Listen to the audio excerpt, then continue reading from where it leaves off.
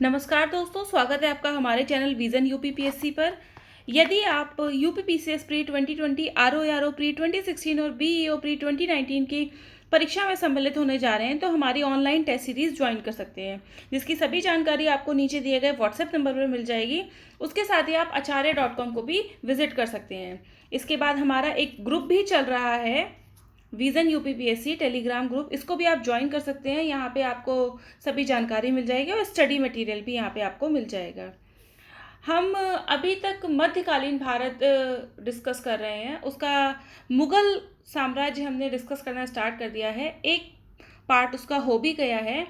और इससे पहले हम प्राचीन भारत के बारे में 10 वीडियोस में डिस्कस कर चुके हैं। हम 50 MCQs की सीरीज़ जो चल रही है उसमें 500 MCQs हम डिस्कस ऑलरेडी कर चुके हैं प्राचीन भारत के, और मध्यकालीन भारत पे हम चर्चा कर रहे हैं। तो आज का सेशन स्टार्ट करते हैं और आज हम क्या उसमें डिस्कस करेंगे, मुगल साम्राज्य के बारे में। ठीक है, मुगल साम्राज्य काफ़ी बड़ा था तो काफ़ी सारे क्वेश्चंस आपको इसके देखने को मिलेंगे। सबसे पहले आप आज क्या करेंगे, वही जो हम डेली करते हैं, इस तरीके से question number, your answer, right answer और मार्क्स, ऐसे 4 कॉलम बना लीजिए। 1 2 3 करके लिखिए। आपका आंसर, आपने जो भी यहाँ क्वेश्चन पढ़ा गया वीडियो में, आप उसको देख करके तुरंत आंसर देंगे 1 2 3 A B जो भी आपका होगा। उसके बाद राइट आंसर जो भी आपको बताया गया, यहाँ पे आपने दिया है माना B आंसर है तो आपका -1 हो गया। यहाँ पे आंसर है, यहाँ पे भी आंसर है बताया गया है तो आपका +1 हो गया। इस तरीके से लिख के और टोटल मार्क्स बताइए कि आपके कितने मार्क्स टोटल आ रहे हैं, कितने आंसर्स आपके ठीक हुए हैं। तो स्टार्ट करते हैं इसका। क्वेश्चन नंबर 1, अकबर की गुजरात विजय के संदर्भ में निम्नलिखित कथनों में से कौन सा कथन असत्य है। ठीक है, अकबर ने 1572 में अहमदाबाद पर अधिकार किया था। बिल्कुल सही स्टेटमेंट है ये। उन्होंने आक्रमण किया था गुजरात पर और वहाँ पे अधिकार कर लिया था। और आप देखेंगे गुजरात पे पहले भी जो हमने दिल्ली सल्तनत में राजा पढ़े हैं उन्होंने भी अधिकार किया था। और प्राचीन भारत में गुजरात की तरफ किसका अधिकार था, चालुक्य शासन वहाँ पर दिखाई देगा। खम्बायत में पहली बार समुद्र को देखा, ये स्टेटमेंट भी ठीक है। उन्होंने पहली बार समुद्र को देखा, जो उस साइड गया ही नहीं है, जो दिल्ली, आगरा, फतेहपुर सीकरी, इन सब में बिल्कुल कन्फाइंड बैठा है तो उसको क्या पता कि किधर भी समुद्र है, वो नदी जानता है। ठीक है, इस समय पुर्तगालियों ने समुद्र पर वर्चस्व स्थापित कर लिया था, ये स्टेटमेंट भी ठीक है। आप देखेंगे कि अकबर के टाइम पे ही कुछ कुछ पुर्तगाली और ये सब आपको दिखाई देंगे। आपको पता भी होगा कि स्पेन और पुर्तगाल ने ही सबसे पहले ये जो साम्राज्य हैं बसाना शुरू किए थे। साम्राज्यवादी जो टेक्निक है उसको अपनाया था।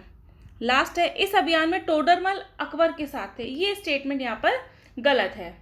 अकबर के साथ कौन था उस समय पे, मान सिंह। ठीक, मान सिंह और भगवान दास, ये उनके साथ थे, ना कि टोडरमल।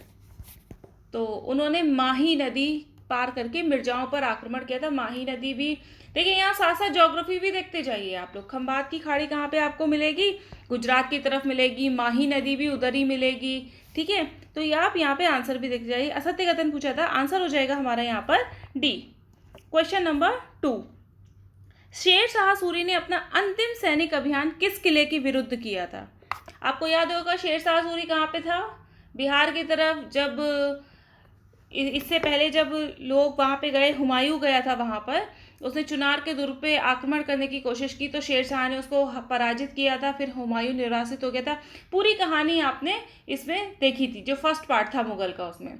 तो होप सो आप उसको रिवाइज कर रहे होंगे अपने दिमाग में। वीडियो पॉज कर करके, भले 45 मिनट या 1 घंटे की वीडियो को देखने में आपको 1.25 घंटा लगे, 1.5 घंटा लगे, पर आप पीछे की चीज़ों को रिवाइज ज़रूर करते जाइएगा, जिससे क्या होगा, आपके दिमाग में वो चीज़ें बैठती जाएंगी। तो कौन से किले के विरुद्ध अपना आखिरी अभियान किया था, कालिंजर का किला। ठीक है, रोहतासगढ़ का किला उसने पहले ही जीत लिया था हुमायूं के समय में। ठीक, ये आपको याद ही होगा। तो कालिंजर का किला, यहाँ पे सी आंसर सही है। शेर शाह का जो अंतिम सैन्य अभियान था कालिंजर के किले के खिलाफ था, जिस पर अधिकार करके वह बुंदेलखंड में पैर जमाना चाहता था। उसी समय एक तोप फटने से वो बुरी तरह घायल हो गया और उसकी मृत्यु भी हो गई थी। क्वेश्चन नंबर 3, निम्नलिखित युग्मों पर विचार कीजिए। भूमि राजस्व संबंधी इकाइयाँ दी गई हैं, ठीक है। तो 10 वर्ष की औसत को दहसाला कहते हैं, ये सही है बिल्कुल। यहाँ से आपको दहशाला से ही समझ आ रहा होगा, 10 साल दहशाला। तो इसमें क्या होता था, अलग अलग फसलों का औसत उपज मान ली जाती थी और उनकी कीमतों का हिसाब लगा के 10 साल के लिए ये बता दिया जाता था। जैसे पहले साल में 50 किलो हुआ, दूसरे में 20 हुआ, तीसरे में 30 हुआ, इस तरीके से पूरा 10 का ले लिया जाता था। जितना भी हुआ है, माना 100 हुआ, ठीक है, टोटल 100 किलो हुआ, और पूरे 10 साल का तो एक मान लिया जाएगा कि 10 जो है 10 किलो आपको कर देना है, या 10 रुपए, या जो भी उनकी उस समय इकाई जिस भी तरीके से लेते होंगे, फसल की उपज के रूप में लेते हैं या नकद लेते हैं या सोना चांदी लेते हैं, तो उसकी जो भी फेस वैल्यू होगी वो किस तरीके से होगी, 10 होगी। तो इसे कहते थे दहशाला प्रणाली।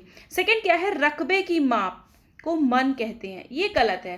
देखिए, आप बहुत सारी आपने मूवीज़ देखी होंगी पुरानी, या कहीं और भी पढ़ा होगा, कितने मन अनाज हुआ, कहते हैं ना, कितने मन अनाज हुआ, या इतने इतने मन गेहूं दे दो। तो या प्रेमचंद की जो आप नॉवल पढ़ेंगे बिल्कुल इनिशियल वाली, उसमें भी आपको मन वर्ड मिलेगा। तो मन आपको यहाँ पे क्या दिख रहा है, जो उपज होती है, जो प्रोडक्शन होता है ज़मीन से, उसको उसकी इकाई क्या कहलाती है, मन कहलाती है, ना कि रकबे की माप। रकबे की मतलब जो भी जिस भूमि पे खेती हो रही है वो तो बीघा गज इस तरीके से मापी जाती थी, ना कि मन में। मन में क्या नापा जाता था, इस भूमि पे होने वाली उपज, 1 बीघा जमीन की उपज को मन में मापा जाता था और जिसे रुपए में तय किया जाता था। तो ये गलत है यहाँ पे। और 1 बीघा जमीन किस में मापी जाती थी, 1 बीघा जमीन दूसरी की उनकी उस समय की इकाई थी जमीन मापने की। और जबकि लग्गा क्या था, बांस के झंडों को लोहे की कड़ियों से जोड़ करके लग्गा बनाए जाते थे और इन्हीं लग्गों से बोई गई भूमि रकबा को नापा जाता था, ठीक है। ऐसे जोड़ जोड़ के बना देते हैं ना, खड़े खड़े की यहाँ से यहाँ तक हमारी आजकल मेड़े बनती हैं, ऐसे उस समय दूसरा होता था। तो ये गलत है। सही सुमेलित कथन पूछा है, एक मिनट इसको क्लीन कर देते हैं। सही सुमेलित कथन पूछा है, तो पहला सही है, दूसरा गलत है, तीसरा गलत है। आंसर हमारा हो जाएगा केवल एक, यानी कि ए। यहाँ पे एक्सप्लेनेशन देख सकते हैं। क्वेश्चन नंबर 4, अकबर की भू राजस्व नीति के संदर्भ में निम्नलिखित कथनों पर विचार कीजिए। वेरी वेरी इंपॉर्टेंट क्वेश्चन है ये, ठीक है। तो भू राजस्व नीति, राजस्व निर्धारण की इकाई को जब्ती कहा जाता था, सही है। जब्ती क्या होता था, आजकल जब्ती या जब्त का मतलब क्या होता है, कुछ भी जब्त कर लेना। सरकार जो है बेनामी संपत्ति को जब्त कर लेती है, लेकिन उस समय डिफरेंट था। जब्ती एक राजस्व की या टैक्सेशन की प्रणाली थी। अकबर ने भूमि राजस्व का निर्धारण जब्ती उन्होंने कहा। और अभी हमने जस्ट पिछले क्वेश्चन में देखा, दहसाला प्रणाली जो थी उसको भी उसका सुधरा रूप था। उसमें क्या था, 10 ईयर्स का उन्होंने जोड़ दिया। माना प्रोडक्शन बहुत ज़्यादा हुआ तो सरकार घाटे में रही या अकबर घाटे में रहे, और प्रोडक्शन कम हुआ तो किसान घाटे में रहे। जबकि क्या होना चाहिए, बैलेंस होना चाहिए, ठीक है। अकबर के अधीन जो राजस्व निर्धारण की कई इकाइयाँ थी, उसमें सबसे पुरानी प्रणाली कौन सी थी, गल्ला बख्शी। अच्छा चलिए पहले इसको देख लेते हैं, दूसरा स्टेटमेंट। बटाई या गल्ला बख्शी राजस्व निर्धारण की इकाई थी, बिल्कुल सही है, बटाई या गल्ला बख्शी। तो ये बिल्कुल ठीक है। इसमें क्या होता था, उपज जो है निर्धारित अनुपात में किसानों और राज्य में बांट दी जाती थी। माना उन्हें 1:3 किया, 2:3 किया, या जो भी उनकी निर्धारित अनुपात होता होगा उसमें वो बांट दी जाती थी। राजस्व निर्धारण की तीसरी इकाई नसक थी, ये भी स्टेटमेंट सही है। अब नसक क्या है, इसमें क्या होता था, फसल का पहले निरीक्षण करेंगे और भविष्य का अंदाजा लगाकर पूरे गांव द्वारा जो एक तय राशि थी उसको तय किया जाता था, और इसे कई बार कंकूत भी कहते हैं। ऐसे क्वेश्चन पता है यूपीएससी में बहुत बार आ जाते हैं, ठीक है। और अब हमारा पेपर जो है यूपी पीसीएस का 2019 का आपने देखा ही होगा, काफ़ी स्टैंडर्ड पेपर है और कहीं ना कहीं वो टच कर रहा है यूपीएससी के पेपर को। वो कुछ स्पेशल एक वर्ड पूछ लेंगे, अग्रहारिका क्या है, रहट क्या होते थे, इसी तरीके से नसक भी पूछ सकते हैं। ये क्या है, भू राजस्व निर्धारण की इकाई है। बहुत ज़्यादा इसमें डीप जाने का इतना कोई ज़रूरत नहीं, बस आपको एक मोटा मोटा आइडिया होना चाहिए कि ये क्या था। इसमें पहले ही वो देख लेंगे, निरीक्षण कर लेंगे, अपने आप पता चल जाता है। पहले ही सरकार अनुमान दे देती है ना आजकल भी कि इस बार हम इतने मिलियन टन अनाज हमारा उपजेगा। ठीक है, 257 की 297 इस तरीके से। तो वो भी क्या करते थे, पहले निरीक्षण कर लेते थे, उसके बाद भविष्य का अंदाजा लगा लेते थे कि इतना इतना हमें रेवेन्यू आप लोग दे दीजिएगा गाँव वाले। तो ये भी ठीक है। और चौथा स्टेटमेंट क्या है, आमिल तथा करोड़ी भू राजस्व की वसूली करने वाले अधिकारी थे। ये स्टेटमेंट भी ठीक है। इतना सारा भू राजस्व आ रहा है तो कोई ना कोई ऑफिसर इन्हें बनाना पड़ेगा, तो इनका आमिल या फिर करोड़ी, ये दोनों भू राजस्व वसूलते थे। सत्य कथन पूछा है तो यहाँ चारों ही कथन सत्य है। आंसर हो जाएगा हमारा यहाँ पर डी, सभी कथन सत्य हैं। नेक्स्ट क्वेश्चन नंबर 5, मुगल काल में भूमि की स्थिति के आधार पर प्रचलित नाम के संदर्भ में सूची 1 को सूची 2 से सुमेलित कीजिए। ठीक, नियमित रूप से कृषि की जाने वाली भूमि उसे क्या कहेंगे, पोजल, पोलज, ठीक है, उसे कहेंगे पोलज भूमि। 1 या 2 वर्ष खाली छोड़ने के बाद खेती करने वाली भूमि उसको कहते हैं परती भूमि। आज भी होता है कि नाइट्रोजन फिर से मिल जाए या जो फर्टिलिटी है वो फिर से बढ़ जाए, इसलिए 1-2 साल के लिए उसको छोड़ देते हैं, ठीक है, खाली छोड़ देते हैं। और उसके बाद जब वो फिर से जो सॉइल है हमारी वो फिर से फर्टाइल होने लगती है तो आके फिर से उस पर खेती करने लगते हैं। ऐसा कौन सबसे ज़्यादा कर रहा है, आपने पढ़ा होगा ज्योग्राफी में या फिर इन्वायरमेंट इकोलॉजी में भी आप पढ़ेंगे, झूम कृषि आपने एक सुनी होगी, झूम कृषि, ठीक है।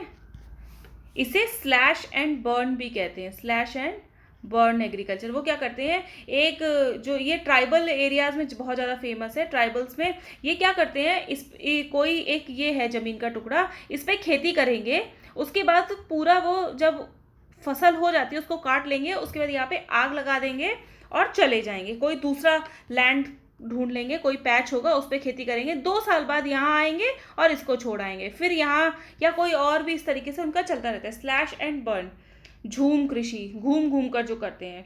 तो ये किस लिए की जाती थी, जिससे कि फर्टिलिटी वापस आ जाए। जैसे आपने अभी देखा होगा लॉकडाउन पीरियड में कि हमारी जो है पोल्यूशन कितना कम हुआ, एयर क्वालिटी इंडेक्स कितना अच्छा हो गया। आप सोचिए हम कितने सालों से, कितने मतलब 200, 300, 400 सालों से अपनी पृथ्वी को कितना प्रदूषित कर रहे हैं। देखिए न्यूक्लियर बॉम्ब एक्सप्लोजन कर रहे हैं, हाइड्रोजन बॉम्ब छोड़ रहे हैं, इतनी गाड़ियाँ, हेलीकॉप्टर सब चल रहे हैं, और उसके बावजूद भी, इतने सालों के करने के बावजूद प्रकृति ने अपने आप को कितना जल्दी हील कर लिया, कितना जल्दी वो सही हो गई, ठीक है। ग्लोबल वार्मिंग पे, सब चीज़ पे वो कितना जल्दी ठीक हो गई, कितने से दिन, हार्डली 20-21 डेज। ऐसा नहीं है कि पूरी तरीके से ठीक हो गई, पर काफ़ी हद तक उसमें बेटरमेंट है। अगर हम लोग ये जो हुआ है इस पीरियड से हम कुछ सीख ले सकते हैं, ठीक है। क्या सीख ले सकते हैं कि इन्वायरमेंट को ठीक करने के लिए सरकार या सभी लोग, जैसे अर्थ आवर डे मनाते हैं ना, कि 1 घंटे के लिए लाइट स्विच ऑफ कर देते हैं हमेशा, मार्च के महीने में जो बनाया जाता है, उसी तरीके से हम लोग क्या कर सकते हैं कि हफ्ते में 1 दिन, महीने में 1 दिन इस तरीके का करें कि बिल्कुल भी आवागमन, ये सब जो है, जो भी पोल्यूटिंग एजेंट्स हैं पोल्यूट करने के लिए, उन सबको बिल्कुल बंद कर दें। आप जब इन्वायरमेंट का कोई आंसर लिखें मेन एग्जाम में, तो आप इसको एक अपने इनोवेटिव आइडिया के रूप में लिख सकते हैं। आपसे पूछा जाए पृथ्वी को सही करने के लिए कोई सुझाव बताइए या इसको कम करने के लिए कोई सुझाव बताइए, तो क्योंकि मैन मेड फैक्टर्स को अगर बिल्कुल क्लोज कर दिया जाएगा 1 दिन के लिए, सिर्फ पूरे साल में हम 1 दिन भी कर देंगे सारे कंट्रीज़, आज इंडिया ने क्या 200 कंट्रीज़ हैं, तो काफ़ी हद तक सुधार हो सकता है, ये अपने लेवल पे। और आप इसको सजेशन में लिखें, ऐसे में आप इसको यूज़ कर सकते हैं। तो चीज़ें जो हो रही हैं आसपास उनसे सीखिए भी, ठीक है। नेक्स्ट सी, 2 से अधिक वर्ष पड़ती रहती है जो ज़मीन, यहाँ पे क्या था 1 या 2 वर्ष, और 2 से अधिक वर्ष पड़ती रहती है वो कौन सी कहलाती है, बंजर। और लास्ट है 4 से 5 वर्ष पड़ती रहने वाली चांचड़ होती है, ठीक है। तो यहाँ पे आंसर क्या हो जाएगा, 2134। तो 2134 हमें सी में दिखाई दे रहा है, आंसर हो जाएगा हमारा यहाँ पर C. Next question number 6 sorry, Akbar की भू राजस्व व्यवस्था के संदर्भ में निम्नलिखित कथनों पर विचार कीजिए। अकबर के द्वारा कृषि उत्पादन में सुधार के लिए किसानों को तकावी ऋण दिया जाता था, तकावी ऋण दिया जाता था। सही स्टेटमेंट है ये बिल्कुल, और अभी भी सरकार क्या है, ऋण देती है, किसानों को अपनी कृषि के लिए, सुधार के लिए। नेक्स्ट, ये सस्ते और आसान किस्तों वाले ऋण हुआ करते थे। Sorry, 1 minute. हाँ, इसके बाद इसके समय में जमींदारों को उपज का एक हिस्सा लेने का वंशानुगत हक था। अच्छा, जमींदार जो भू राजस्व इकट्ठा करते थे उन्हें क्या कहते थे? अमल या करोड़ी। तो ये इनको वंशानुगत हक था। ये स्टेटमेंट भी ठीक है। दहशाला प्रणाली एक प्रकार का स्थायी बंदोबस्त था। ये बिल्कुल गलत है। हमने क्या देखा था? स्थायी बंदोबस्त क्या है? वो लॉन्ग टाइम तक चलेगा, फिर चेंज नहीं होगा। पर इसमें क्या था? दहशाला प्रणाली में ये कोई दहशाला कोई पहली बात तो बंदोबस्त नहीं था। दहशाला एक प्रणाली थी और उसमें क्या था? 10 साल के लिए देखते थे, फिर चेंज हो जाएगा। स्थायी बंदोबस्त का मतलब क्या हो गया? लंबे समय तक के लिए। तो ये स्टेटमेंट यहाँ पर गलत है। और लास्ट है, जब्ती व्यवस्था को टोडरमल व्यवस्था भी कहा जाता था। ये स्टेटमेंट भी ठीक है। इसको टोडरमल जो थे, इनके एक राजस्व अधिकारी, जिन्हें कह सकते हैं फिनेंस मिनिस्टर जो थे, उन्होंने किया था। और आपको पता है टोडरमल ने शेरशाह के अधीन भी कार्य किया था। चौथा स्टेटमेंट ठीक है। सत्य कथन पूछा है, आंसर हो जाएगा हमारा 1, 2 और 4 कथन सत्य हैं, तो C is the correct answer. Question number 7, Akbar की मनसबदारी पद्धति के संदर्भ में निम्नलिखित कथनों पर विचार कीजिए। तो आपको पता ही होगा, मनसबदारी प्रथा जो है अकबर ने चलाई थी, पद्धति जो है, और बहुत इंपॉर्टेंट है ये। तो सबसे पहले इसके बारे में ही जान लेते हैं, फिर स्टेटमेंट देखेंगे। मुगल साम्राज्य के अंतर्गत इसको चलाया गया। इसमें क्या था? ये बहुत मुगल साम्राज्य को मजबूती प्रदान की। जैसे कि आजकल एडमिनिस्ट्रेशन जो है वो सरकार को मजबूती प्रदान करता है, इसी तरीके से इसने मुगल प्रशासन को मजबूती प्रदान की थी। मुगल साम्राज्य की एक प्रशासनिक व्यवस्था के अंतर्गत मनसबदार होता था। उसका सीधा अर्थ क्या होता है कि एक रैंक है या एक पद है कोई। जैसे रैंक के अकॉर्डिंग IAS, IPS, IFS या SDM, DM और ये नायब तहसीलदार, ये सब मिलता है, उसी तरीके से होता था। लेकिन मनसबदार क्या है? यहाँ पे उनको जैसे मनसबदार कहा गया तो उनका पद है, जो पद या उनका ओहदा है जो, वो डिसाइड करता है। ठीक है, इसमें क्या होता था? इसी के अकॉर्डिंग उनको नागरिक और सैन्य दोनों क्षेत्रों में लागू थे, उसी के अकॉर्डिंग उनको वेतन मिलता था। जैसे किसी को सिर्फ मनसब दिया गया तो उसे जागीर नहीं मिलेगी, अगर उसको जागीरदारी भी दे दी गई है तो वो वहाँ से अपना वेतन वसूल कर सकता है, मतलब भू राजस्व वहाँ का ले सकता है, वो उसका हो जाएगा। लेकिन अगर किसी मनसबदार को जागीर दी गई है, वहाँ से वो भू राजस्व वसूल कर रहा है वो वेतन के रूप में, इसका ये मतलब नहीं है कि वो वहाँ पे निरंकुश शासन कर सकता है, जो उसकी इच्छा होगी वो करेगा। नहीं, वो केवल एक एजेंट के रूप में काम करेगा वहाँ पे सरकार के या अकबर के। ठीक है, राजा के एजेंट के रूप में काम करेगा, निरंकुश वो नहीं हो सकता। पूरा प्रत्यक्ष नियंत्रण रहेगा किसका? राजा का।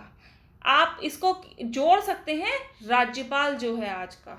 ठीक है, तो मनसबदारी प्रथा के बारे में हम स्टेटमेंट्स देख लेते हैं क्या क्या हैं। अकबर ने इस पद्धति को लागू किया, ठीक, और लागू कर साम्राज्य का अभूतपूर्व विस्तार किया और उस पर नियंत्रण बनाए रखा। बिल्कुल सही है, क्योंकि अभी जस्ट हमने क्या देखा था कि निरंकुश कोई नहीं होगा, अकबर का या फिर राजा का जो है सीधे सीधे उस पर हक बना रहेगा, नियंत्रण बना रहेगा।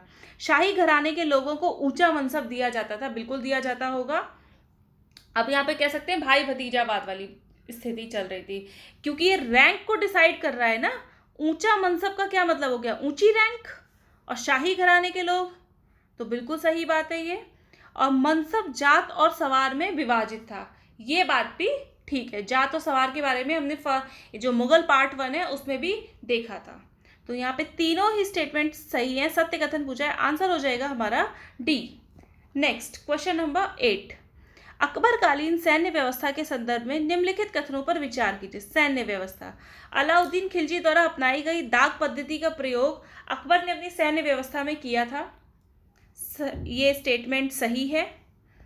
देखिए, कोई चीज़ अच्छी होती है तो उसको सारी गवर्नमेंट्स आगे फॉलो करती हैं। अकबर की ये जो अलाउद्दीन खिलजी की जो दाग पद्धति थी, इसको शेरशाह ने भी लिया था। ठीक है, जिससे कि बेकार नस्ल के घोड़े उसमें उसकी सेना में ना रहें। अकबर जागीर प्रथा को खत्म करने में असफल रहा, ये स्टेटमेंट भी ठीक है। अकबर ने क्या किया था? जागीर प्रथा के बदले उसे जागीर प्रथा पसंद नहीं थी, उसने क्या किया, मनसब लेके आया। जागीर प्रथा में क्या होता था, कई बार निरंकुश होने लगते थे जिनको जागीर प्रदान की जाती थी, तो उसने जागीर प्रथा को पसंद नहीं करता, इसलिए उसने कहा हम काट देंगे। मनसब उसने बनाए, उन्हें जागीरें दी, लेकिन नियंत्रण अल्टीमेटली किसका रहा, सरकार का या अकबर का या राजा का। उसी तरीके से लेकिन जागीर व्यवस्था क्या है, इतनी ज़्यादा गहरी जड़ें जमा चुकी थी, जैसे कि हमारे समाज में करप्शन, कि उसे उखाड़ फेंकना बिल्कुल मुश्किल रहा। नेक्स्ट, अकबर ने मुगल, पठान, हिंदुस्तानी और राजपूत जाति के सैनिक नियुक्त किए। ये स्टेटमेंट भी सही है। अकबर जो है सभी को, उसको क्या था, एक सशक्त सेना अपनी बनानी थी, इसलिए उसने सभी को, इस तरीके के लोगों को, सैनिकों को नियुक्त किया था। अकबर ने एक सशक्त नौसेना तैयार की थी। अब आप देखिए, आप सोचिएगा, आप सोच रहे होंगे कि खंबात की खाड़ी या खंबात समुद्र, ये सब के बारे में अकबर को अपने गुजरात आक्रमण के समय पता चला था, तो वो सोच सकता है नौसेना खड़ी करने की। आप सोचिए, जिस इंसान को अभी तो पता चला है कि इस तरीके की कोई चीज़ थी, तो नौसेना का कहीं भी जिक्र नहीं मिलता है। हम जितने भी टेक्स्ट पढ़ेंगे कहीं भी जिक्र नहीं मिलता है, तो ये स्टेटमेंट यहाँ पे गलत है, सही नहीं है। कौन से कथन असत्य हैं या सही नहीं है, तो डी, केवल चौथा कथन सही नहीं है, बाकी सभी कथन सत्य हैं। क्वेश्चन नंबर 9, मुगल कालीन प्रशासनिक इकाई और उससे संबंधित अधिकारियों के संबंध में सूची 1 और सूची 2 को सुमेलित करना है। प्रशासनिक इकाई और संबंधित अधिकारी हैं। शांति व्यवस्था, आप इसमें से देखिए, शांति व्यवस्था कौन बनाएगा, फौजदार। भू राजस्व की वसूली हमने अभी पढ़ा था, आमिल या फिर करोड़ी, तो यहाँ पे अमल गुजार नाम है, ये भी ठीक है, ये होगा। शाही खजाना कौन देखेगा, खालिसा। और विद्वान और धर्मज्ञ कौन है, इनाम, इनका नाम था इनाम। तो यहाँ पे सही आंसर क्या हो जाएगा, 2, 3, 1 एंड 4, तो B is the correct answer here. Next, question number 10, Akbar की प्रशासनिक व्यवस्था के संदर्भ में निम्नलिखित कथनों पर विचार कीजिए। दीवान ए आला आय व्यय का लेखा जोखा रखता था। दीवान ए आला बिल्कुल ठीक है, यही देखता था, खालसा, जागीर और इनाम भूमि जो भी थी सब पे नियंत्रण रखता था। मीर बख्शी सैन्य विभाग का प्रधान था, ये स्टेटमेंट भी ठीक है। ये जो वर्ड्स है ना, दीवान ए आला, मीर बख्शी, इन सबको आप नोट डाउन करते जाइए। कुछ इस तरीके के पेपर्स लेके बैठा करिए, जिसपे जब बुक्स वाला क्वेश्चन आए तो वीडियो पॉज करके आप पहले बुक्स वाला पेपर उठा के वहाँ पे लिख लीजिए। इस तरीके के नाम आ रहे हैं मुगल साम्राज्य के, तो आप वहाँ लिख लीजिए। ऐसे 4-5 अभी पेपर्स पे आप लिखेंगे तो आपके पास पूरे एक क्रिस्प नोट से कहते हैं ना, शॉर्ट नोट, स्क्रिप्ट्स नोट, वो सब आपके अभी से तैयार हो जाएंगे। अभी लगता है अरे एक वीडियो कितनी देर की हो जाएगी, लेकिन थोड़ा मेहनत तो करनी होगी, ठीक है। अभी आप यहीं से करते चलेंगे। देखिए, आपको मुगल साम्राज्य के 200 क्वेश्चन अभी मिलेंगे। आज सेकंड डे है इसका, अभी 3rd और 4th में भी आपको पूरे 200 क्वेश्चन मिलेंगे। 200 क्वेश्चन में इंपॉर्टेंट क्वेश्चन है, तो आपके ये सब चीज़ें, सैन्य विभाग को क्या कहते थे, फिर आप जब आप रिवीजन कर रहे होंगे ना, तो आप एकदम से निकालेंगे ये वाला पेज, अच्छा ये इनके इंपॉर्टेंट अधिकारी हैं, ये इनका विभाग है। आपको उस समय पे शॉर्ट नोट से अपने रिवीजन करने में आसानी होगी। तो ये ज़रूरी है कि अभी की मेहनत बाद में बहुत काम करेगी। नेक्स्ट, आला काजी या आला सदर न्याय विभाग का प्रधान था, ये बिल्कुल ठीक है। और लास्ट क्या है, वरीद। वरीद सूचना का अधिकारी था, ये गलत है, वरीद सूचना का अधिकारी नहीं होता था। मुगल साम्राज्य में खुफिया और सूचना विभाग का प्रधान मीर बख्शी था, जिसमें खुफिया अधिकारी वरीद था, सूचना अधिकारी कौन था, वकिया नवीस। तो ये गलत हो जाएगा, सत्य नहीं है पूछा है, तो आंसर हो जाएगा हमारा यहाँ पर डी, आप देख सकते हैं। नेक्स्ट, क्वेश्चन नंबर 11, अकबर के संदर्भ में निम्नलिखित में से कौन सा सही नहीं है। अकबर ने साम्राज्य का विस्तार 12 सूबों में किया था, काफ़ी बड़ा साम्राज्य था, ठीक, सही स्टेटमेंट है। अकबर ने प्रति संतुलन सिद्धांत पर आधारित सुशासन का विस्तार सूबों में किया था, ये स्टेटमेंट भी ठीक है। प्रति संतुलन सिद्धांत को उसने अपनाया था। प्रत्येक सूबे में सूबेदार, दीवान बख्शी, सदर, काजी और वकिया नवीस नियुक्त किए जाते थे। आपको समझ आ रहा होगा कि भाई फौजदारी भी देखेंगे, उसके बाद थोड़े धार्मिक और न्यायिक कार्य भी देखेंगे, जैसे अभी डिस्ट्रिक्ट कोर्ट्स वगैरह हैं, जासूस, ये सब उसने नियुक्त किए थे, ठीक है। और लास्ट स्टेटमेंट क्या है, अकबर के काल में आला काजी का पद सर्वश्रेष्ठ माना जाता था। ये स्टेटमेंट गलत है। ठीक है, ये पद बल्कि क्या हुआ था, बहुत ज़्यादा बदनाम हो गया था आला काजी का, क्योंकि भ्रष्ट बहुत थे ये लोग। तो आंसर हो जाएगा हमारा यहाँ पर डी। क्वेश्चन नंबर 12, अकबर की कल्याणकारी नीतियों को कालानुक्रम में लगाइए। तीर्थ यात्री जो कर था उसको समाप्त कर दिया था, उसने बिल्कुल ठीक किया था। जजिया कर की समाप्ति कर दी थी, ये भी किया था। सती प्रथा पर रोक लगाई थी और शराब की बिक्री पर भी रोक लगाई थी। बहुत टफ क्वेश्चन है, इसके आने के चांसेस भी काफ़ी कम है, क्योंकि इतना पुराना याद करना थोड़ा मुश्किल है स्टिल, क्योंकि हम कोई भी जो एक भी क्वेश्चन है उसको जाने नहीं देना चाह सकते। जो आने की संभावना है या जो लगता है कि एक टफ है, तो हम उसको सबको ही डिस्कस कर रहे हैं, इसलिए इस क्वेश्चन को भी देख लेते हैं। सबसे पहले उसने यही किया था, तीर्थ यात्री कर की समाप्ति की थी, और ये सारे ही कालानुक्रम में लगे हैं। 1 2 3 4 इसका सही उत्तर हो जाएगा। क्वेश्चन नंबर 13, निम्नलिखित में से किस राजवंश ने अकबर की अधीनता युद्ध के बाद स्वीकार की थी? किसने स्वीकार कर ली थी? तो ये है मेवाड़ के राजा। मेवाड़ के राजा उदय सिंह ने अकबर की अधीनता स्वीकार करने से इनकार कर दिया था पहले, लेकिन उनके जो पुत्र थे राणा प्रताप ने हल्दी घाटी की लड़ाई लड़ी और पराजय के बाद अकबर की अधीनता स्वीकार कर ली। देखिए, पिता ने नहीं अधीनता स्वीकार की, बेटे ने कर ली है। Next question number 14 Haldi Ghati की लड़ाई पर ही है। हल्दी घाटी की लड़ाई के संदर्भ में निम्नलिखित कथनों पर विचार कीजिए। यह लड़ाई हिंदू और मुसलमान तथा भारतीय व विदेशियों के बीच लड़ी गई थी। ये स्टेटमेंट यहाँ पर गलत है। ये जो है हिंदू मुसलमान की लड़ाई नहीं थी, ठीक है, और भारतीय विदेशियों की लड़ाई नहीं थी। अब तो अगर भारतीय विदेशियों की लड़ाई होती तो फिर बाबर से लड़ते, बाबर, हुमायूं, अकबर, कितने समय लंबा टाइम हो गया और ये लोग शासन कर रहे हैं। तो ये स्टेटमेंट यहाँ पर गलत है। यह लड़ाई अकबर और महाराणा प्रताप के बीच, राणा प्रताप के बीच लड़ी गई थी। ये स्टेटमेंट बिल्कुल ठीक है, अभी हमने पिछले क्वेश्चन में देखा भी था इसको। और नेक्स्ट है, इसमें भीलों ने छापामार युद्ध पद्धति का प्रयोग राणा के समर्थन में किया था। ये स्टेटमेंट भी ठीक है। छापामार युद्ध पद्धति हमने पिछले वीडियो में डिस्कस किया था, क्या होता है, गोरिल्ला वॉर टेक्निक होती हैं, जिनके पास बहुत अत्याधुनिक हथियार नहीं होते हैं, पर वो छिप करके पीछे से वार करते हैं, छिप करके वार कर रहे हैं। ठीक है, ये जो है आपको ये वाली जो छापामार युद्ध पद्धति है वो किन जगहों पे दिखेगी, पहाड़ी इलाका है थोड़ा सा, या पठारी इलाका है। आप देखते होंगे नक्सलवादी जो हैं या माओवादी इस टेक्निक का यूज़ करते हैं। तो वो जगह कैसी है छत्तीसगढ़ वगैरह की, कि छुपने की वहाँ पे जगह है, पठारी टाइप का इलाका है, कि वो छुपे हैं, सामने वाले को दिख ही नहीं रहा है। चंबल घाटी जो है, चंबल घाटी में भी ये तकनीक यूज़ की जाती है। तो भील जो थे उन्होंने इसका समर्थन किया था, इसको यूज़ किया था, और किसके पक्ष में, राणा प्रताप के। नेक्स्ट, राणा ने कुंभलगढ़ और चांवड़ डूंगरपुर के निकट अपनी राजधानी बनाया था। ये स्टेटमेंट भी ठीक है, यहाँ पर उनकी राजधानी मिलती है। ये तो सत्य नहीं है कथन पूछा है, पहला स्टेटमेंट सही नहीं है, तो आंसर हो जाएगा केवल एक।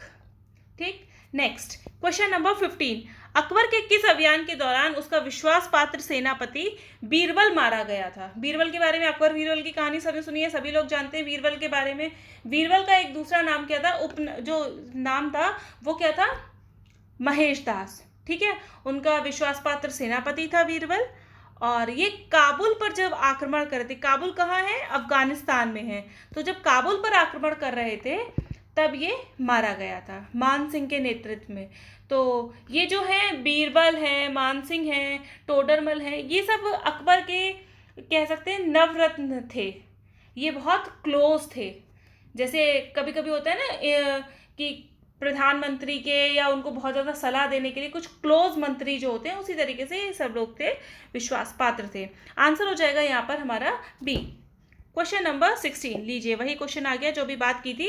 अकबर के दरबार में महेश दास किसका उपनाम था? अभी हमने देखा है, ये नाम था बीरबल का। तो आंसर हो जाएगा हमारा यहाँ पर सी। क्वेश्चन नंबर 17, अकबर के दरबार में निम्नलिखित में से कौन पुर्तगाली पादरी थे? अभी हमने थोड़ी देर पहले देखा था कि पुर्तगाल पे, समुद्र पे जो है पुर्तगालियों का अधिकार हो चुका था। तो पुर्तगाली जो पादरी थे वो अकबर के दरबार में आ गए थे। तो यहाँ पे कौन कौन है? अकबर जो है विभिन्न धर्मों को मानने वाला था, ये भी आपको पता है। इबादत खाना के बारे में हमने डिस्कस किया था। तो पुर्तगाली पादरी थे यहाँ पे अक्कावीवा और मॉन्सेरेट, यानी कि आंसर हो जाएगा हमारा ए। इंपॉर्टेंट है, यूपी में जरूर ऐसे क्वेश्चन मिलेंगे, बीईओ में जरूर आपको ये क्वेश्चन मिल सकता है। इस तरीके के क्वेश्चन पहले भी पूछे जा चुके हैं। क्वेश्चन तो एग्जैक्टली याद नहीं रहा, कुछ सेंट जो हॉकिंस है उसके बारे में पूछा गया। हाँ, वो किसके दरबार में आया था, तो ये सब आपको, ये हॉकिंस के बारे में पूछा गया था। और टॉम स्ट्रो के बारे में भी एक बार पूछा जा चुका है, ये किसके दरबार में आए थे। तो आपको इसके बारे में देखना है और याद करना है। इसी तरीके से अकबर के दरबार में कौन कौन आए थे, अक्कावीवा और मॉन्सेरेट। ये जो है पुर्तगाली पादरियों को अपने दरबार में नियुक्त करने हेतु एक दूत मंडल गोवा भेजा था और निवेदन भेजा कि 2 विद्वान मिशनरी दरबार में भेज दिए जाएं। ठीक है, नेक्स्ट क्वेश्चन नंबर 18। खुर्रम निम्नलिखित में से किसका नाम था? बिल्कुल हमें अच्छे से पता है, शहजादा शाहजहां का नाम खुर्रम था। क्वेश्चन नंबर 19 सॉरी, सूची 1 और सूची 2 को सुमेलित करना है। अकबर की विजय और उनसे संबंधित वर्षों को बताना है। तो सबसे पहला है, सिंध की विजय उसने कब की है? 1590 में सिंध विजय। गुजरात विजय 1572 में। काबुल की विजय 1584 में। और हल्दी घाटी 1576 में। ठीक, तो आंसर यहाँ पे हो जाएगा हमारा बी, 2134। Next question number 20। अब अकबर धार्मिक था जैसे कि अशोक था, तो सूची 1 और सूची 2 को फिर से सुमेलित करना है। अकबर की धार्मिकता, उससे संबंधित तथ्यों को बताना है। तो मदद ए माश किसे कहते थे? जो काजी कौन होते हैं? एक टाइप के धार्मिक गुरु होते हैं इस्लाम धर्म में, उनको दी जाने वाली भूमि थी उसको। डॉक्ट्रिन ऑफ इनफेलिबिलिटी, ये क्या है? उलेमाओं द्वारा हस्ताक्षर किए गए घोषणा पत्र होते थे, डॉक्ट्रिन। तौहीद ए इलाही किस थे? एक ईश्वर को मानने वाले। और शास्त्र क्या थे? सूफियों द्वारा जो दिया गया मंत्र था उसको शास्त्र कहते थे। तो आंसर हो जाएगा 2143, यानी कि ए। ठीक, क्वेश्चन नंबर 21। अकबर के संदर्भ में निम्नलिखित कथनों पर विचार कीजिए। अकबर ने सिंहासन पर बैठने से पहले कालानौर में अफगान सेना का सामना किया था। बिल्कुल सही स्टेटमेंट है।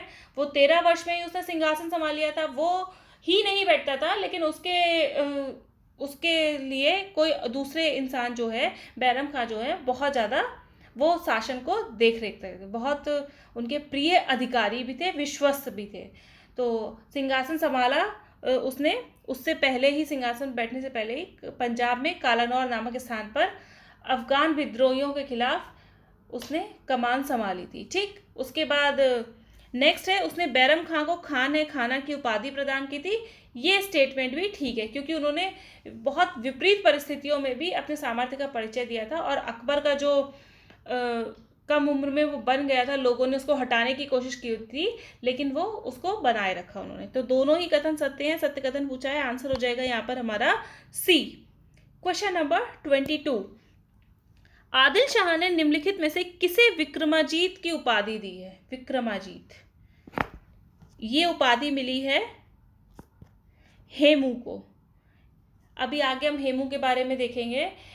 आदिल शाह ने, हेमू जो है आदिल शाह की सेवा में था और उसने 22 लड़ाइयाँ लड़ चुका था और एक में भी उसने हार का सामना नहीं किया था। तो आदिल शाह ने उसे विक्रमाजीत की उपाधि देकर अपना वजीर नियुक्त कर दिया था। आंसर हो जाएगा हमारा यहाँ पर बी। Question number 23। अकबर ने अधम खां को किस आक्रमण का नेतृत्व प्रदान किया था? अधम खां उसका सौतेला भाई था। और मनसबदार जो हैं, ऊंचे पद किन लोगों को दिए जाते थे? शाही घराने के लोगों को। ठीक है, और मनसब क्या होता था? एक तरीके की रैंक होती है, एक तरीके की रैंक या ओहदा। जितनी ऊंचा उनका पद होगा, उसी अकॉर्डिंग उनकी रैंक भी ऊंची होगी। रैंक 1 हो सकता है अकबर के सबसे ज्येष्ठ पुत्र को रैंक 1 दी गई हो, सबसे ऊंचा मनसब वो हो। ठीक है, इस तरीके से आप इसको समझिएगा। तो अदम खां को नेतृत्व प्रदान किया था उसने मालवा का, जब मालवा पर आक्रमण किया था। ठीक, क्वेश्चन नंबर 24। अकबर के संदर्भ में निम्नलिखित कथनों पर विचार कीजिए। पानीपत का द्वितीय युद्ध अकबर और हेमू के बीच लड़ा गया था। आदिल शाह ने उसको क्या उपाधि दी थी? विक्रमाजीत की, बिकॉज ऑफ 22 लड़ाइयां वो जीत चुका था। पानीपत का द्वितीय युद्ध अकबर और हेमू के बीच लड़ा गया था, बिल्कुल सही स्टेटमेंट है। नेक्स्ट, उमरा वर्ग के उज्बेकों को दबाने के लिए अकबर ने जौनपुर में अपनी राजधानी बनाई थी।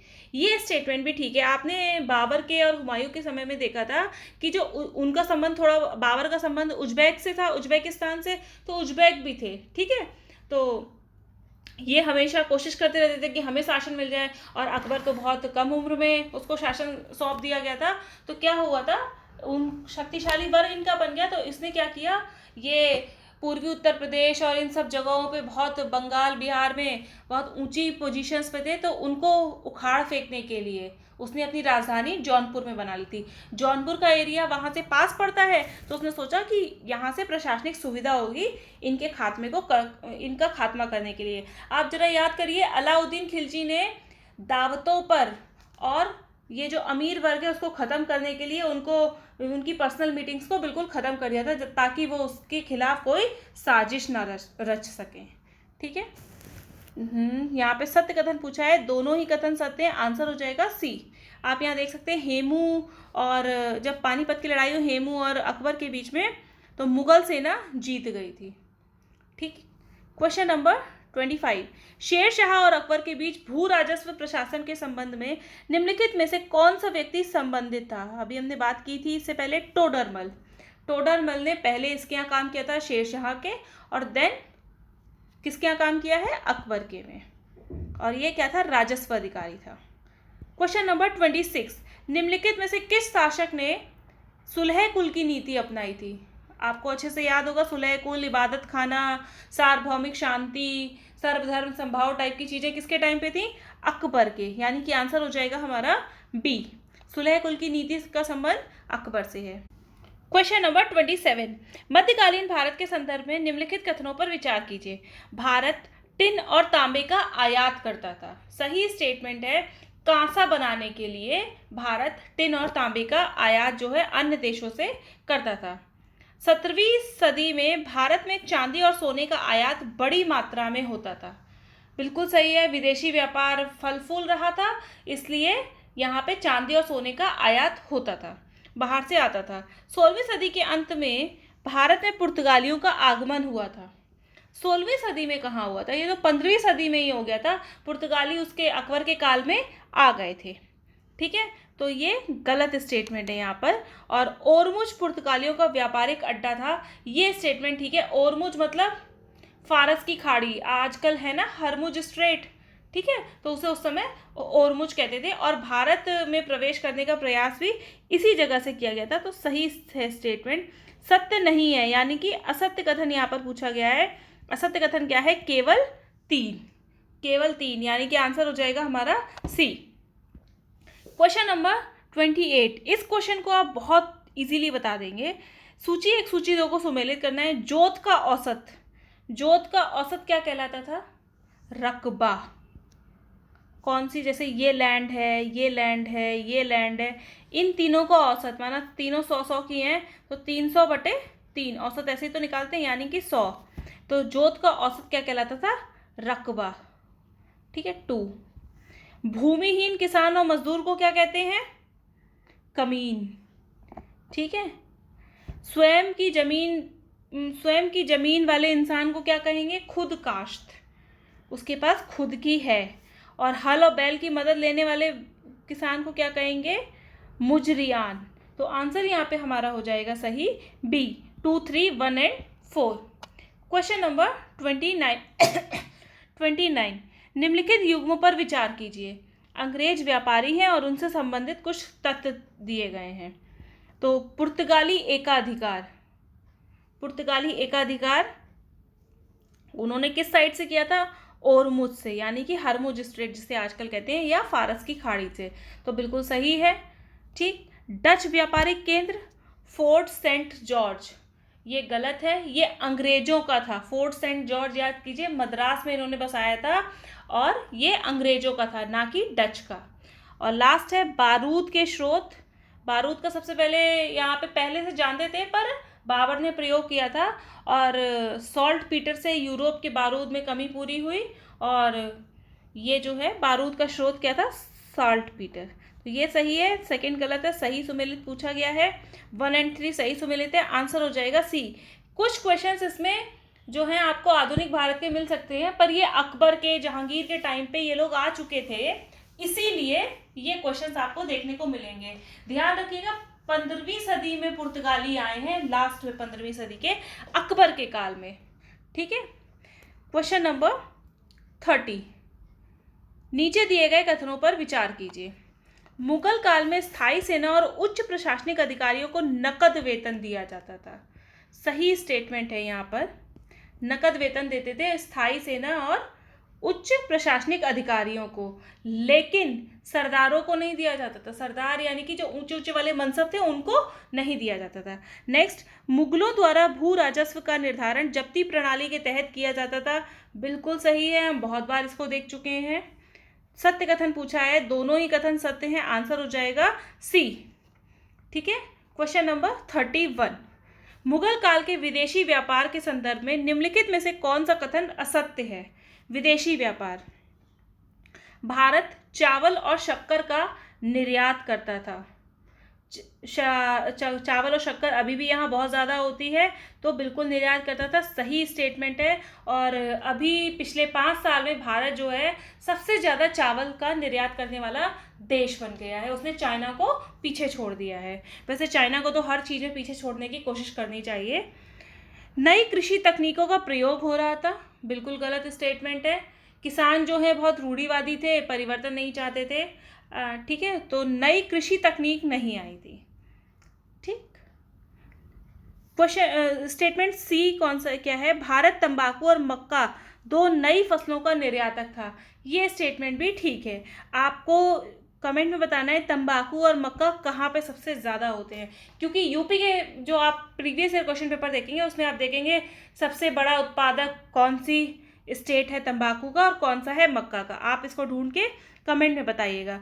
ये कमेंट में बताने के लिए कहने का मतलब ये नहीं होता कि कमेंट की संख्या बढ़ेगी। इसका मतलब क्या होता है कि आप कमेंट करेंगे, इन चीज़ों को ढूंढेंगे। जब आप ढूंढते हैं किसी चीज़ को गूगल पे या बुक्स में, तो आपको वो चीज़ें याद रहती हैं। उसके साथ ही आप 1-2 फैक्ट्स को और भी देख लेते हैं। थोड़े एफर्ट्स डालने से क्या होता है कि हमारा पूरी अच्छे से तैयारी हो जाती है। ठीक है, तो कमेंट में ज़रूर बताइएगा। और डी है इनमें से कोई नहीं, असत्य कथन पूछा गया है, तो असत्य कथन है हमारा बी। ठीक है, क्वेश्चन नंबर 32, मुगल मनसबदारी प्रणाली के संदर्भ में निम्नलिखित कथनों पर विचार कीजिए। इस क्वेश्चन का आंसर आप वीडियो पॉज करके पहले खुद दीजिएगा, उसके बाद ही सही आंसर देखिएगा। सरदार वर्ग को मनसबदार कहा जाता था, सही स्टेटमेंट है। सरदार वंशानुगत राजा होते थे, ये स्टेटमेंट भी ठीक है। इन्हें जात और सवार पद प्रदान किए जाते थे, ये स्टेटमेंट भी हमारा ठीक है। सत्य कथन पूछा है, तीनों ही कथन यहाँ पर सत्य हो जाएंगे। अब इस क्वेश्चन को आप दूसरी तरीके से करिए, एलिमिनेशन मेथड से। ये वाला स्टेटमेंट आपको पता है, जात एवं सवार पद प्रदान किए जाते थे, आपको बिल्कुल पक्के से पता है, ये स्टेटमेंट बिल्कुल ठीक है, अभी हमने पीछे भी पढ़ा था। ठीक है, तो यहाँ पे 3 कहाँ पे दिख रहा है, आंसर हो जाएगा इन तीनों में से कोई एक। सरदार वर्ग को मनसबदार कहा जाता था, ठीक है, ये आपको पता ही है, पहले ही बात हो चुकी है। जो ऊंचे वाले पद थे, सरदार वर्ग था, उनको मनसबदार कहते थे। ये आपका यहाँ पे ठीक है, या तो आंसर होगा 1 और 3 या फिर ये। तो आप इन दोनों को फिर देखेंगे, सेकंड स्टेटमेंट को जब आप देखेंगे तो वंशानुगत भी होता था, तो तीनों ही स्टेटमेंट सही है, यानी कि आंसर है हमारा डी। कुछ क्वेश्चंस का आंसर जो है आप एलिमिनेशन से निकालने की कोशिश किया करिए। 33, निम्नलिखित युग्मों पर विचार कीजिए। मुगल कालीन इकाई और उससे संबंधित तथ्य बताने हैं। नफीस क्या होते थे? मुगल काल में जो कीमती वस्त्र होते थे, जो राजा वगैरह पहनते होंगे, जो ऊंचे लोग, ऊंचे शाही घराने के लोग या ऊंचे मनसबदार पहनते होंगे, उन्हें कहते थे, वो वस्त्र जो पहनते थे उन्हें नफीस कहा जाता था, सही है। दस्तरखान पकवानों से सजी रसोई को कहा जाता था। और मदद-ए-माश मुगल सम्राट या छोटे शासक या जमींदार सरदारों द्वारा और विद्वानों को जो भूमि दी जाती थी, मदद-ए-माश, कुछ मदद की जा रही है, ठीक, तो ये भी सही है, सही सुमेलित हैं, तीनों सही सुमेलित हैं। आंसर हो जाएगा हमारा डी। क्वेश्चन नंबर 34, मुगल कालीन हिंदू सरदारों के संदर्भ में निम्नलिखित कथनों पर विचार कीजिए। हिंदू सरदारों की बात हो रही है। शाहजहां के काल में शाहजी हिंदू वर्ग में शामिल थे। सही स्टेटमेंट है ये। काफ़ी मुगल काल में क्या था, काफ़ी सारे हिंदू सरदार थे, उनका काफ़ी बोलबाला था। जो शिवाजी के पिता है ना, शाहजी, वो शाहजहां के शासनकाल में प्रमुख मराठा सरदार थे। ठीक है, शाहजहां के काल में हिंदुओं की संख्या ज़्यादा थी, 24% के अराउंड। और आपको पता है औरंगजेब के काल में उससे भी ज़्यादा बढ़ गई थी। औरंगजेब जबकि बहुत क्रूर शासक था, उसने बहुत सारे मंदिरों को भी तोड़ा है हिंदुओं के, और उसके बाद काफ़ी सारी चीज़ें की हैं। स्टिल उसके समय पे क्या है, हिंदू जो सरदार है उनकी संख्या बढ़ गई थी। इस बात को ध्यान रखिएगा। थोड़ा सा कॉन्ट्राडिक्टरी है लेकिन फिर भी ये सही फैक्ट है, तो ये सही है। शाहजहां के काल की अपेक्षा औरंगजेब के काल में हिंदू सरदार वर्ग का प्रतिशत अधिक था। अभी हमने देखा शाहजहां के काल में 24% है और औरंगजेब के काल में 33% है, तो सही स्टेटमेंट है। यह वर्ग नस्ली तौर पर एक मिश्रित शासक वर्ग था। ये स्टेटमेंट भी ठीक है। ठीक है, तो सत्य कथन पूछा है यहाँ पे, तीनों ही कथन सत्य हैं। आंसर हो जाएगा हमारा यहाँ पर सी। ठीक, यहाँ पे आप एक्सप्लेनेशन देख सकते हैं। क्वेश्चन नंबर 35, मुगल कालीन हुंडी के संदर्भ में निम्नलिखित कथनों पर विचार कीजिए। हुंडी क्या होती है? एक तरीके का पेपर होता है। ठीक है, एक तरीके का क्रेडिट पेपर कह सकते हैं, या आजकल देखते हैं बॉन्ड, ये सब चीज़ें होती हैं। एक तरीके का पेपर होता है, सिक्योरिटी टाइप की। ठीक, तो उसके बारे में देख लेते हैं। यह एक शाख पत्र होता है। सही होती थी, सही है। इस शाख पत्र क्या होगा? क्रेडिट पेपर है। ठीक है, उस पर क्या लिखा होगा? कुछ वित्तीय लेन देन के बारे में। ठीक, तो यहाँ पे ये वित्तीय लेन देन से संबंधित थी, एक लेन देन का माध्यम था। जैसे क्या है, किसी ने लिख दिया 1000 रुपये, आप इसको ए लिख दे कि बी को दे देना, वो लेके जाएगा और 1000 रुपये ले लेगा। काइंड ऑफ जैसे हम लोग चेक पे लिख देते हैं ना, अकाउंट जिस होल्डर लिख देता है कि भाई इस इंसान को पूरा फिल कर देता है कि दे देना, तो बैंक उसको उतने रुपए दे देती है। नेक्स्ट, इसमें बीमे की राशि शामिल होती थी। बिल्कुल सही है। हुंडी में बीमे की राशि भी होती थी। बीमे की दर माल के मूल्य और उसके ढुलाई की पद्धति द्वारा निर्धारित की जाती थी, ये सब होता था। और थर्ड स्टेटमेंट है, मुद्रा विनिमय में शामिल सर्राफ खानगी बैंकों का काम करते थे। ये स्टेटमेंट भी ठीक है। बैंकों का काम क्या होगा? लोन देना। तो सर्राफ आज भी करते हैं, चीज़ें आपकी रख लेते हैं, कुछ कोलेट्रल रख लेते हैं, आपका गोल्ड वगैरह, और आपको लोन प्रोवाइड करते हैं। तीनों ही स्टेटमेंट यहाँ पे सही है। सत्य कथन पूछा है, आंसर हो जाएगा हमारा डी। ठीक है, क्वेश्चन नंबर 36, मुगल कालीन सरदार वर्ग के संबंध में निम्नलिखित कथनों पर विचार कीजिए। इस वर्ग में अफगान, भारतीय मुसलमान और हिंदू शामिल थे। हिंदू के बारे में हम देख चुके हैं, मुगल काल में थे, मुसलमान थे ही थे, भारतीय मुसलमान, और अफगान भी शामिल थे। अफगान के जब हाकिम खां जो है, हाकिम खां हल्दी घाटी की लड़ाई में दिखेगा आपको, वो अफगान था। सही स्टेटमेंट है। मराठों का एक वर्ग सरदार वर्ग में शामिल हुआ था, शाहजी हुए थे, आपको याद आ गया होगा शाहजहां के काल में, तो ये स्टेटमेंट ठीक है। जहांगीर ने मराठों के वर्ग को दक्षिण में मामलों का केंद्र कहा था। बिल्कुल सही है, ये दक्षिण की तरफ दिख रहे होंगे। तो सत्य कथन पूछा है, तीनों कथन सत्य हैं। आंसर हो जाएगा हमारा यहाँ पर सी। क्वेश्चन नंबर 37, जमींदारों के संदर्भ में निम्नलिखित कथनों पर विचार कीजिए। जमींदार, इनको भू राजस्व वसूलने का वंशानुगत अधिकार प्राप्त था। बिल्कुल सही है। इनकी अपनी सशस्त्र सेनाएं भी होती थी। ये स्टेटमेंट भी ठीक है, क्योंकि कई बार भू राजस्व वसूलने जा रहे हैं जहाँ ज़रूरत पड़ती है इनको। और उसके बाद सेनाओं का मेन पर्पस क्या होता था कि सरकार अपनी जो राजा होते थे वो अपने पास सेना थोड़ी कम रखते थे। जब उसे ज़रूरत पड़ती थी तो सामंतों से, जमींदारों से, उनसे उनकी सेना ले लिया करते थे। तो ये स्टेटमेंट भी ठीक है। इनका स्थानीय नाम देशमुख, पाटिल आदि होते थे। पाटिल, देशमुख, नायक, सही है ये स्टेटमेंट। किसानों से इनका प्रत्यक्ष संबंध था, ये भी ठीक है। तो सत्य कथन पूछा है, चारों ही कथन सत्य हैं, सी आंसर हो जाएगा। जमींदारी वगैरह के बारे में आपको देखेंगे पढ़ेंगे तो आप प्रेमचंद के नॉवल में देखिएगा, उसमें आपको अच्छे से दिखेगा। और एक नॉवल है गोदान, ठीक है, गोदान में पढ़िएगा किस तरीके से होरी अपने वसूली उसको पैसे देने होते हैं, और बहुत सारे उसमें कृषक वर्ग की जो कठिनाइयां हैं उनको बताया गया है। क्वेश्चन नंबर 38, सूची 1 और सूची 2 के साथ सुमेलित कीजिए। मुगल कालीन व्यापारी और संबंधित वर्ग बताना है। अंतर क्षेत्रीय स्तर के व्यापारी क्या कहलाते हैं, आप बताइए। वो कहलाते हैं गुमाश्त। स्थानीय एवं फुटकर व्यापारी, इस समय तो हम लोग उन्हें रिटेलर कहते हैं, ठीक है, तो वो कहलाते थे बोहरा या मोदी। व्यापारियों का विशेष वर्ग बणिक कहलाता है, और परिवहन एजेंट क्या कहलाते हैं, बंजारा। आंसर हो जाएगा 1, 2, 3 एंड 4 यानी कि सी। देखिए ये सब चीजों में एक्सप्लेन करने के लिए कुछ नहीं है, बस आपको याद करना है। क्वेश्चन नंबर 39, मध्यकालीन निम्नलिखित युगों पर विचार कीजिए। मध्यकालीन वर्ग बताया, उससे संबंधित तथ्य बताए हैं। व्यापारिक समुदाय का नेतृत्व करने वाला नगर सेठ या अगुआ, बता सकते हैं आप अच्छे से।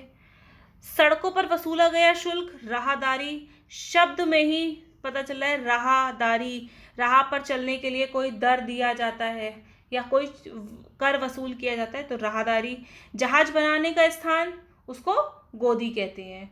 गोदी का मीनिंग जो है जो एक तरीके से तट जो होता है उस तरीके से लिया जाता है, इसका मीनिंग जो है, तो जहाँ पे जहाज वगैरह बनते थे उसको गोदी कहा जाता है। सही सुमेलित कथन, सही सुमेलित युग्म कौन से हैं, तीनों सही सुमेलित हैं। आंसर हमारा हो जाएगा यहाँ पर सी, ठीक। क्वेश्चन नंबर 40, मुगल कालीन व्यापार के संदर्भ में निम्नलिखित कथनों में से कौन सा सत्य नहीं है, व्यापार में सत्य नहीं है बताना है। कोरोमंडल तट वस्त्र उत्पादन का केंद्र था। कोरोमंडल तट आपको याद होगा कौन सा है, ये वाला तट, ठीक, तमिलनाडु के साइड वाला जो है कोरोमंडल तट है। तो आज भी यहाँ पे वस्त्र उत्पादन दिखाई दे रहा है, ठीक है। तो सही स्टेटमेंट है, बंगाल चावल, शक्कर तथा नफीस मलमल का निर्यात करता था। बंगाल में अभी भी चावल होते हैं, शक्कर भी है, तो ये स्टेटमेंट भी ठीक है। भारत का व्यापारिक समुदाय जाति और धर्म पर आधारित नहीं था, यहाँ पर भी ये स्टेटमेंट भी ठीक है। और लास्ट है, खन्नी और मालावारी पूर्व के प्रमुख व्यापारिक समुदाय थे। मालावारी जो है वहाँ पे मुसलमान हैं, मुसलमान व्यापारी हैं, और कोरोमंडल तट के कौन से हैं, चेट्टी हैं, ठीक है, जिसमें हिंदुस्तानी और अरब दोनों शामिल हैं। ये प्रमुख व्यापारिक समुदाय जरूर थे लेकिन दक्षिण भारत के, ठीक है। तो ये यहाँ पे सत्य, कौन सा कथन सत्य नहीं है, पूरब के नहीं थे ये, ठीक। कोरोमंडल तट के चेट्टी और मालाबार के मुसलमान व्यापारी जो हैं ये आपको पूरब के कहाँ दिख रहे हैं, ये भारत के और अरब दोनों के हैं। ये स्टेटमेंट यहाँ पर गलत हो जाएगी। आंसर हो जाएगा हमारा डी, देख लीजिए। क्वेश्चन नंबर 41, मुगल शासकों के संदर्भ में निम्नलिखित कथनों पर विचार कीजिए। अकबर और औरंगजेब तोप निर्माण में गहरी रुचि रखते थे। तोप निर्माण को सबसे पहले इंट्रोड्यूस किसने किया था, बाबर ने। और ये स्टेटमेंट ठीक है यहाँ पर, क्योंकि ये दोनों साम्राज्य विस्तार में भी बहुत ज़्यादा रुचि रख रहे थे, इसके लिए इन्हें वेपन्स की जरूरत पड़ेगी तो उन्होंने तोप के लिए रुचि रखी थी। सेकंड है, उस काल में भारत इस्पात की तलवारों का निर्यात करता था। सही स्टेटमेंट है, क्योंकि स्टील बनाने की टेक्निक हमारे पास नहीं थी। और आपको एक और फैक्ट है कि हमने देखा था अकबर की नौसेना नहीं थी, अकबर का बेटा जहांगीर, और जहांगीर के बाद कौन आया है, शाहजहां। तो शाहजहां के समय में 1651 में जहाज निर्माण का कार्य जो है प्रारंभ हो गया था। सत्य कथन यहाँ पे पूछा गया है, सत्य कथन क्या है, सी, दोनों ही कथन सत्य हैं। देख लीजिए एक्सप्लेनेशन। क्वेश्चन नंबर 42, भारत में आने वाले यूरोपीय व्यापारियों के आगमन को कालानुक्रम अनुसार लगाइए। सबसे पहले कौन से आए हैं, पुर्तगाली, और सबसे बाद में कौन से आए हैं, सबसे बाद में कौन से आए हैं, अंग्रेज, ठीक है। क्योंकि आपको याद है सबसे लास्ट में गए भी थे ये, सबसे बाद में आए हैं अंग्रेज। तो यहाँ पे पुर्तगाली देख लीजिए, ए या बी में से कोई एक होगा, ठीक। उसके बाद आए थे डच, पुर्तगालियों के बाद आए हैं डच, और डच के बाद अंग्रेज, अंग्रेज के बाद फ्रांसीसी। आंसर हो जाएगा हमारा यहाँ पर बी। एलिमिनेशन मेथड से हमने किया, सी और डी आंसर तो बिल्कुल होना ही नहीं था क्योंकि पुर्तगाली पहले नहीं लिखा था। क्वेश्चन नंबर 43, सूची 1 और सूची 2 को सही सम्मिलित कीजिए। मुगलकालीन तथ्य दिए हैं, उनसे संबंधित वर्ग दिए हैं कुछ कुछ। तो रेशमी कपड़ा, पटोला, ठीक है, पटोला लोग बनाते थे। सशस्त्र सेनाओं का निवास स्थल क्या कहलाता था? गढ़ी। गढ़ होता है ना कि ये हमारा गढ़ है, तो इसी तरीके से गढ़ी। कृषि हेतु दिया गया ऋण हमने पढ़ा था तकावी कहा जाता था, और कारीगरों को जो मेहनताना दिया जाता था वो क्या था? वो था दस्तूर। तो यहाँ पे आंसर हो जाएगा हमारा ए। 4 3 2 1 ए हो जाएगा हमारा सही उत्तर। क्वेश्चन नंबर 44, केलिको निम्नलिखित में से किससे संबंधित है? केलिको क्या था?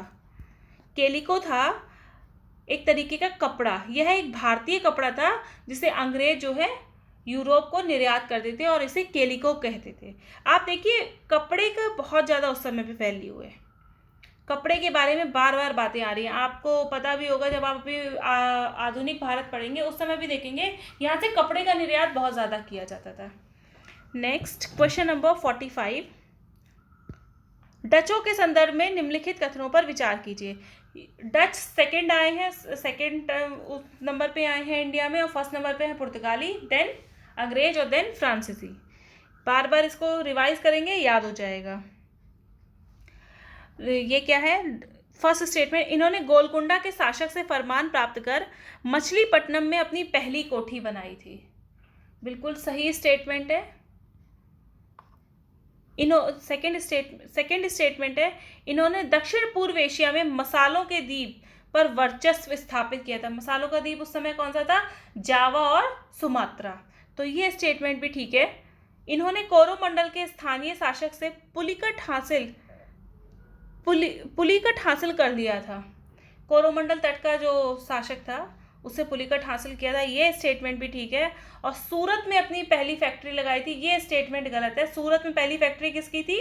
अंग्रेजों की थी। और ऊपर के 3 को जो स्टेटमेंट है इनसे भी आप ध्यान लगा सकते हैं, इनसे भी आप डिराइव कर सकते हैं आंसर कि जब ये गोलकुंडा का शासक है, फिर दक्षिण पूर्व एशिया की तरफ ये चले गए, तो ये ना कहीं साउथ इंडिया की तरफ अपनी पहली फैक्ट्री स्थापित करेंगे, ना कि सूरत जो कि वेस्ट इंडिया में है। ठीक है, तो ये यहाँ पे गलत स्टेटमेंट हो जाती है। सत्य कथन पूछा है, आंसर हो जाएगा 1 2 एंड 3 यानी कि सी, बाकी वो गलत है फोर्थ स्टेटमेंट।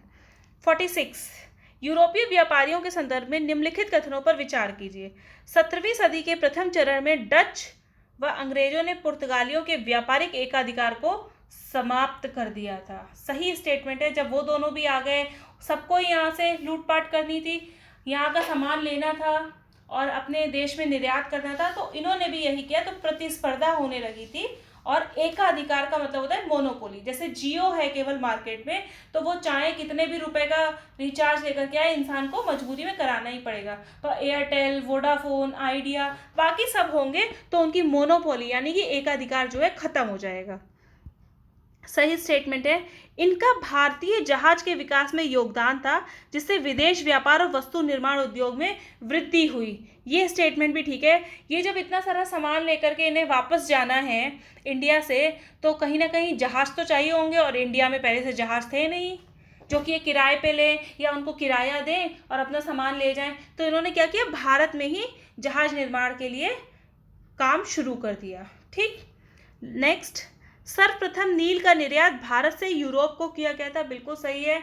नील के बारे में हम बहुत सारी चीज़ें आगे पढ़ेंगे, किस तरीके से विद्रोह हुआ, चंपारण, और बहुत सारी चीज़ें वो डिस्कस की जाएंगी। तो निर्यात जो है नील का कि वहाँ पे किया गया था। नील से क्या होता था, डाई करने के लिए वो यूज़ की जाती थी। सत्य कथन पूछे गए हैं, तीनों ही कथन सत्य हैं। आंसर हो जाएगा हमारा डी। एक्सप्लेनेशन देख लीजिए। क्वेश्चन नंबर 47, अंग्रेजों के संदर्भ में निम्नलिखित कथनों पर विचार कीजिए। जहांगीर से फरमान प्राप्त करके सूरत में अपनी पहली फैक्ट्री खोली। सूरत में अभी हमने देखा था डचों ने नहीं, अंग्रेजों ने अपनी पहली फैक्ट्री कब खोली थी? 1618 में। और 1618 में हमारा शासक कौन था मुगल कालीन? जहांगीर। तो ये स्टेटमेंट यहाँ पर ठीक है। नेक्स्ट, हॉकिंस ने जहांगीर से सर्वप्रथम फरमान प्राप्त किया था। ये गलत है, हॉकिंस ने नहीं किया था, टॉमस रो ने किया था। टॉमस रो, ठीक है, अंग्रेज दूत था ये। और लास्ट स्टेटमेंट क्या है? फारसी फौज की सहायता से ओरमुज पर कब्जा कर लिया था। ये स्टेटमेंट भी ठीक है। तो जो ओरमुज है, पहले यहाँ पे कौन था? पुर्तगाली थे, ठीक है, अब अंग्रेज आ गए। तो सही उत्तर बताना है, सत्य कथन बताने हैं। फर्स्ट और थर्ड स्टेटमेंट ठीक है, इसलिए आंसर हो जाएगा हमारा B is the correct answer. Question number 48, यूरोपीय व्यापारियों के सूची 1 वस्तु निर्यात को सूची 2 से संबंधित स्थान के साथ सुमेलित कीजिए। कहाँ कहाँ पे कौन कौन सी वस्तुएं हम निर्यात कर रहे हैं? तो नील हमने कहाँ किया था? नील कहाँ से आ रहा है?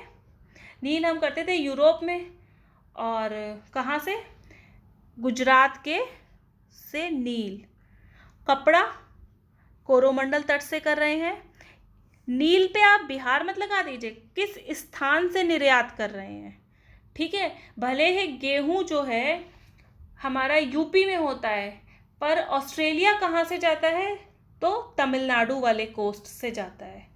एरोप्लेन से तो जाता नहीं है, जहाज़ों से ही जाता है, ठीक है। तो ऑस्ट्रेलिया जाने के लिए उसे तमिलनाडु से ही माना जाएगा, भले वो प्रोडक्शन उसका कहीं पे भी हो रहा हो। तो तमिलनाडु कोस्ट से जाता है, या बे ऑफ बंगाल यानी कि बंगाल कोलकाता पोर्ट से जाता है वो ऑस्ट्रेलिया के लिए।